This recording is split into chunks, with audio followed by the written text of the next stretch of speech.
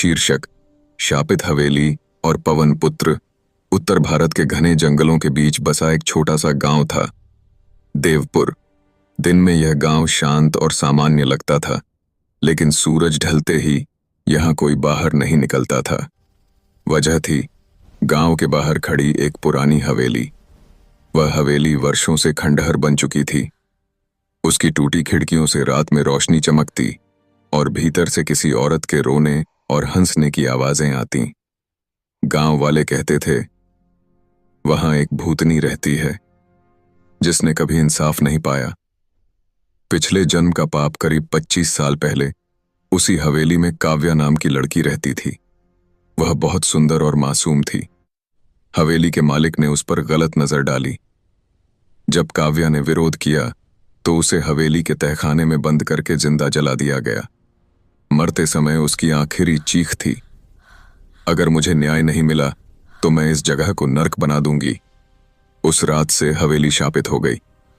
डर की वापसी। अब वर्तमान में गांव में एक परिवार आया, रमेश, उसकी पत्नी सीमा और 12 साल का बेटा मोहित। उन्हें हवेली सस्ती मिली, इसलिए वे वहीं रहने लगे। पहली ही रात दीवारों से खून टपकने लगा। मोहित ने किसी को फुसफुसाते सुना, तू भी मरेगा। आधी रात को सीमा ने देखा, एक औरत उल्टे पांव खड़ी थी। सुबह होते ही मोहित बेहोश मिला। उसके गले पर काले निशान थे।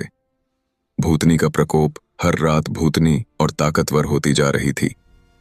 वह कभी बच्ची की आवाज में रोती तो कभी जोर जोर से हंसती। एक रात उसने अपना असली रूप दिखाया। जले हुए चेहरे वाली औरत, काली आंखें और हवा में तैरता शरीर। वह चीखी, इस हवेली से कोई जिंदा नहीं जाएगा। आखिरी उम्मीद डरे हुए गांव वाले पास के हनुमान मंदिर में इकट्ठा हुए। सबने मिलकर हनुमान चालीसा पढ़ी।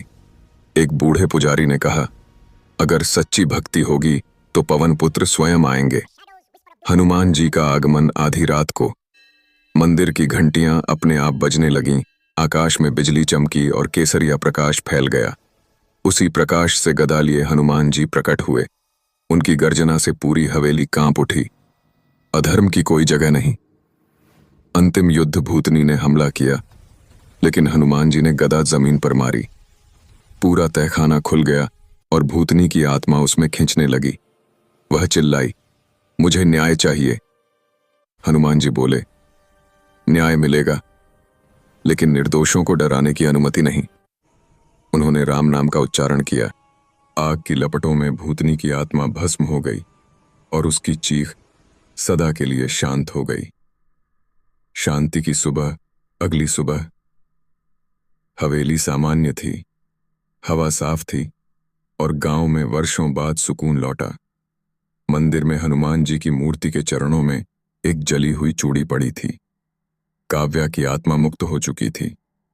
संदेश, जहां सच्ची भक्ति होती है वहां कोई भी अंधकार टिक नहीं सकता। हनुमान जी हमेशा अपने भक्तों की रक्षा के लिए आते हैं।